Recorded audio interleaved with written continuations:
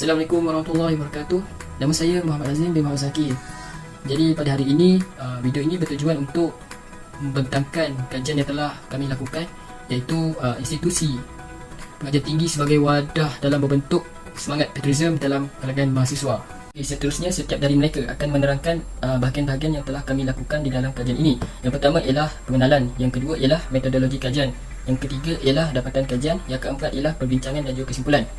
Okey, sebelum kita pergi kepada pendahuluan, saya akan menerangkan secara ringkas abstrak di dalam kajian ini. Kajian ini dilakukan adalah untuk mengenal pasti punca runtuhnya semangat patriotisme dalam kalangan mahasiswa, menjelaskan langkah yang boleh diambil untuk meningkatkan semangat patriotisme dalam kalangan mahasiswa, dan juga mengkaji kesan yang akan berlaku sekiranya semangat patriotisme ini kian hilang dalam kalangan mahasiswa. Seramai 50 orang responden telah terlibat dalam kajian ini. Daripada dapatan kajian dapat disimpulkan bahawa semangat patriotisme ini sangat penting, terutamanya bagi golongan mahasiswa, kerana golongan ini akan memimpin negara pada masa akan datang. Okey, seterusnya Muhammad Izlan akan menerangkan pengenalan kajian ini. Okey, terima kasih Azim. Okey, seterusnya saya akan menerangkan tentang pengenalan kajian ini. Pembentukan semangat patriotisme dalam kalangan mahasiswa di institusi pengajian tinggi amatlah penting dalam mengekalkan kehidupan yang harmoni antara kaum di Malaysia. Dalam arti kata lain, mahasiswa merupakan tunggak kepada masa depan negara kerana mereka merupakan pewaris kepada pucuk pimpinan negara. Kroti 1946 mendefinisikan patriotisme sebagai satu perasaan bangga dan cintakan negara, di samping bersedia untuk berkorban apa sahaja untuk kepentingan negara. Seterusnya ialah permasalahan kajian. Isu yang pertama ialah antaran yang dimaknai oleh Persatuan Pemuda Baru Universiti Malaya, iaitu Wong Yang Kim menerusi laman Facebooknya yang berbunyi seperti, yang di-Pertuan Agong tidak sepatutnya campur tangan dalam hal-ehwal negara. Berita ini dipetik dari Berita Harian 13 November 2020.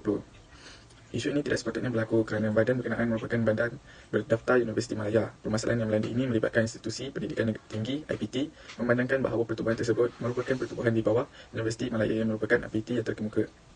Isu ini telah menimbulkan banyak persoalan mengenai masih wujudkah lagi sikap dan semangat patriotisme dalam kalangan remaja, khususnya mahasiswa. Slide seterusnya ialah persoalan kajian. Yang pertama, adakah mahasiswa sedar bahawa terdapat pelbagai punca yang wujud menyebabkan semangat patriotisme dalam diri mereka boleh runtuh? 2. Adakah mahasiswa tahu bahawa terdapat pelbagai langkah yang boleh diambil untuk meningkatkan semangat patriotisme dalam diri mereka? Ketiga, adakah mahasiswa tahu bahawa terdapat kesan yang akan berlaku jika semangat patriotisme semakin pudar dalam diri mereka? Seterusnya ialah objektif kajian. Terdapat 3 objektif kajian yang dilakukan. Yang pertama, mengenal pasti punca runtuhnya semangat patriotisme dalam kalangan mahasiswa. Kedua, menjelaskan langkah-langkah untuk meningkatkan semangat patriotisme dalam kalangan mahasiswa. Dan yang ketiga, mengkaji kesan yang akan berlaku jika semangat patriotisme kian hilang dalam kalangan mahasiswa. Dan kita akan masuk kepada kepentingan kajian. Yang pertama, menjadi panduan kepada para pelajar universiti untuk memahami bahawa semangat patriotisme merupakan suatu perkara yang amat penting dan perlu diberi perhatian oleh mereka. Yang kedua, menjadi panduan kepada para pelajar untuk memainkan peranan penting bagi meningkatkan semangat patriotisme dalam diri mereka.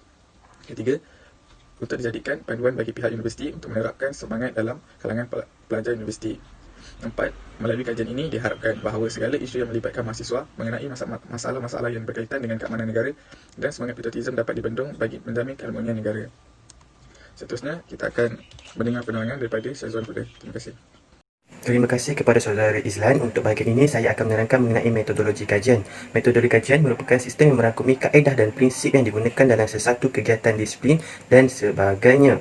Seterusnya ialah reka bentuk kajian. Dalam kajian ini, reka bentuk kajian yang digunakan ialah kajian tinjauan.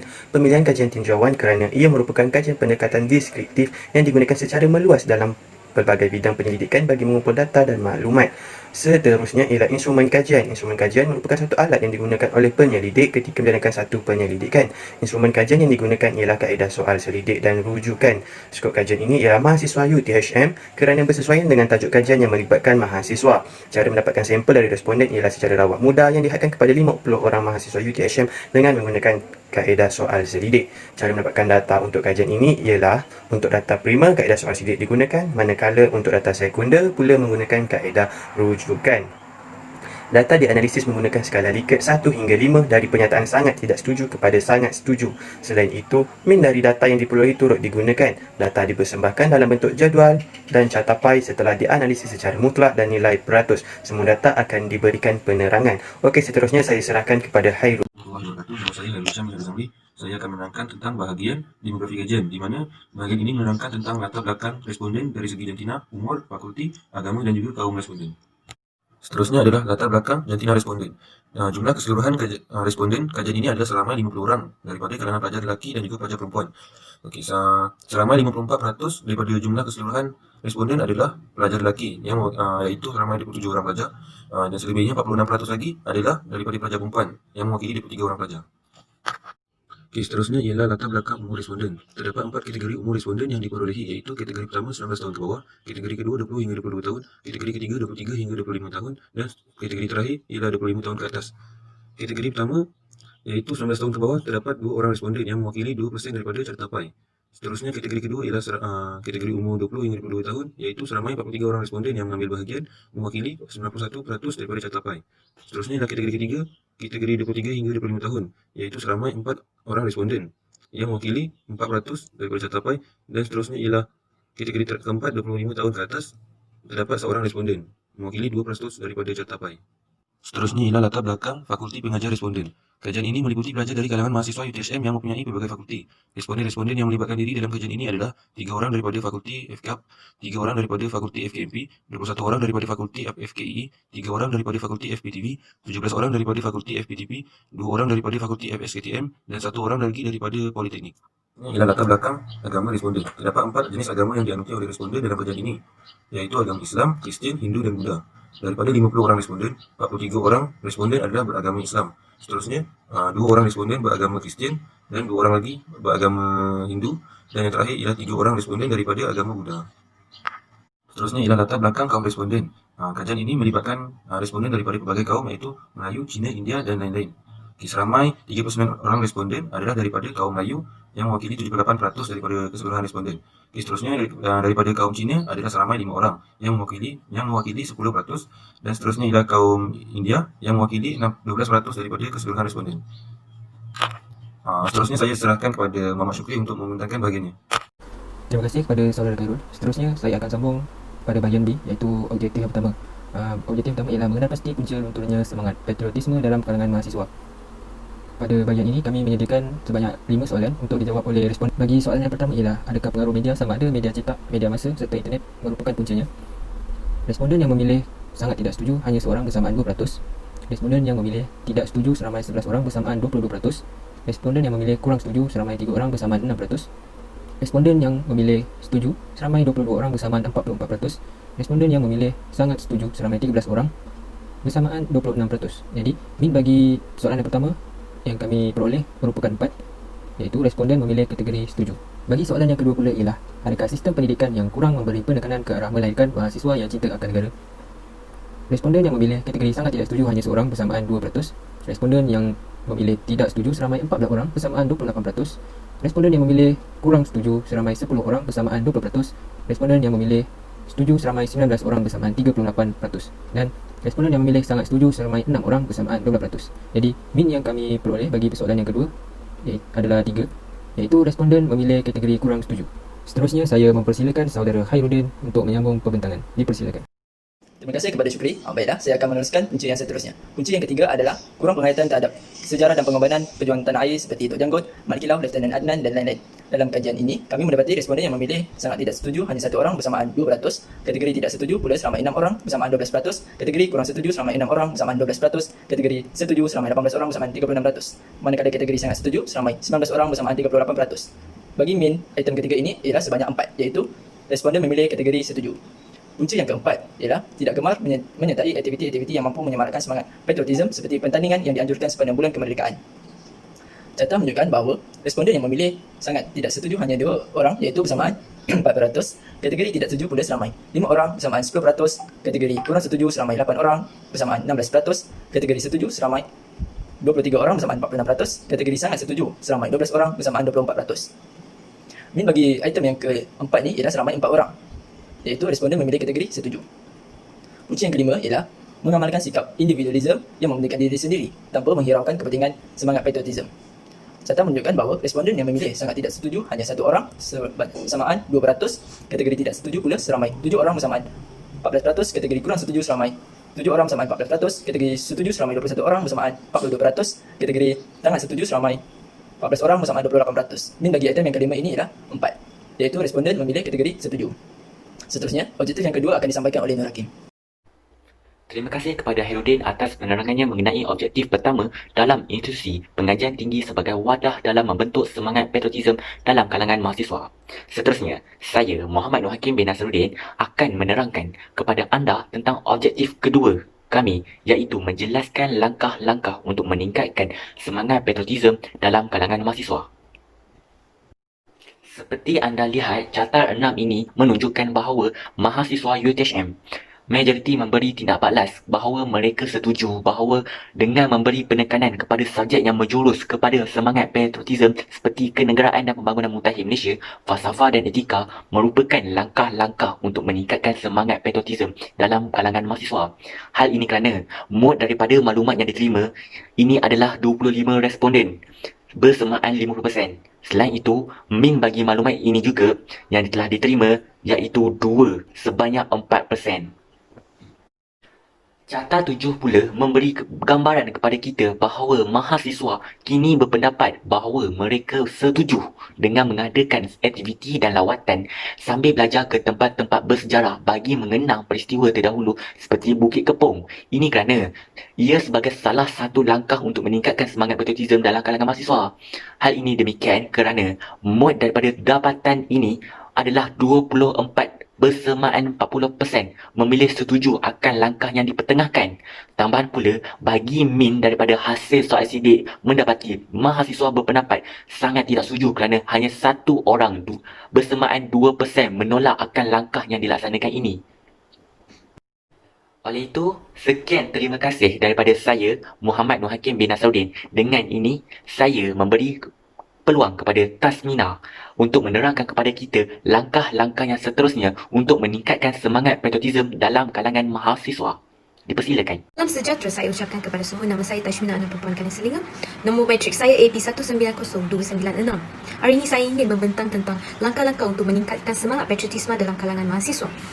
Berdasarkan dapatan daripada kajian Carta 8 menunjukkan ramai pelajar memberi tindak balas bahawa mereka setuju dalam mengambil tindakan, iaitu pihak universiti perlu merangkap pelbagai program yang mampu memupuk semangat patriotisme seperti dengan mengadakan sambutan Hari Malaysia, program kibar jalur gemilang dan forum-forum dengan menjemput ahli akademik serta sejarawan.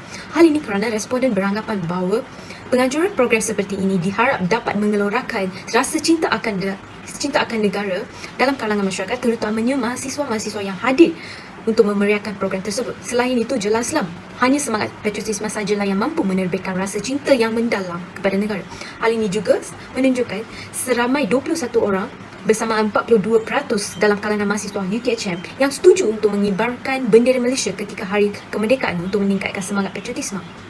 Selain itu, Carta 90 menunjukkan seramai 43% pelajar memberi tindak balas mereka bahawa mereka setuju dalam mengambil tindakan, iaitu mewujudkan ruang pameran berkaitan sejarah kemerdekaan, darurat campur tangan asing dan situasi peperangan yang berlaku dalam negara di tempat-tempat tumpuan seperti perpustakaan, ruang menunggu bas dan kafeteria. Hal ini kerana mahasiswa berpersepsi bahawa pelaksanaan tindakan seperti ini membuat pameran dapat mempamerkan modul kenegaraan bukan saja dapat dilihat dalam bentuk pengajaran semata-mata, tapi turut merangkumi penglibatan mahasiswa melalui aktiviti kerja dalam kelas serta aktiviti berkumpulan. Terima kasih kepada sahabat saya. Seterusnya saya akan meneruskan objektif 3, iaitu kesan yang akan berlaku jika semangat patriotisme kian hilang. Kesan yang pertama ialah pemikiran mahasiswa lebih mudah dipengaruhi oleh budaya barat. Kajian telah dilakukan menunjukkan bahawa responden yang memilih sangat tidak setuju dan juga tidak setuju masing-masing mencatat bilangan responden hanya 2 orang dengan peratusan sebanyak 4%. Bagi kategori kurang setuju pula mencatatkan 7 orang dengan peratusan sebanyak 14%. Kategori setuju pula menunjukkan seramai 21 orang bersamaan 42%. Manakala bagi kategori sangat setuju pula mencatatkan 18 orang bersamaan 36%. Min daripada dapatan ini adalah 4. Kesan yang kedua ialah perpaduan nasional yang sekian lama terpelihara akan goyah. Data di atas menunjukkan bahawa responden memilih sangat tidak setuju hanya 2 orang dengan peratusan sebanyak 4%. Manakala setuju juga mencatatkan angka yang sama, iaitu 2 orang bersamaan 4%. Kategori kurang setuju pula seramai 5 orang bersamaan 10%. Kategori setuju merupakan yang paling ramai, iaitu 22 orang responden dengan peratusan sebanyak 44%. Manakala kategori sangat setuju seramai 19 orang bersamaan 38%. Min daripada dapatan ini adalah 4. Kesan ketiga ialah keselamatan dan kedaulatan negara akan terancam kerana rakyat terutama mahasiswa tidak lagi mempunyai semangat juang mempertahankan tanah air. Data PAI menunjukkan bahawa responden yang memilih sangat tidak setuju hanya 2 orang bersamaan 4%, manakala tidak setuju pula 3 orang bersamaan 6%. Kategori kurang setuju pula seramai 10 orang iaitu 20%.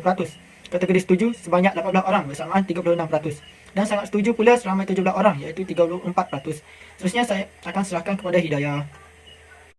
Terima kasih di atas penerangan Zuazli. Seterusnya, saya akan menerangkan kesan yang keempat iaitu kepimpinan negara menjadi tidak stabil kerana generasi muda terutamanya mahasiswa yang akan memimpin tidak mempunyai semangat patriotisme.